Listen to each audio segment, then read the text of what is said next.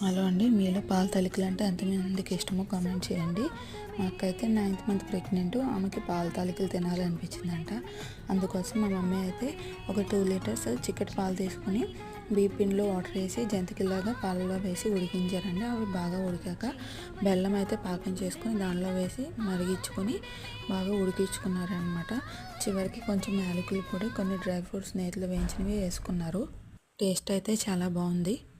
చాలామంది pickles business ఆపేశారు అంటున్నారు. ఆపలేదండి. మా అక్క వాళ్ళ అబ్బాయికి ధోతీను అండ్ మా చిన్నక్కకి శ్రీమంతం ఫంక్షన్ చేసామండి. ఇంకా అలా బిజీ అయిపోయాము. ఇంటి దగ్గర వాళ్ళు ఎవరైనా కావాలంటే వచ్చి తీసుకుంటున్నారు.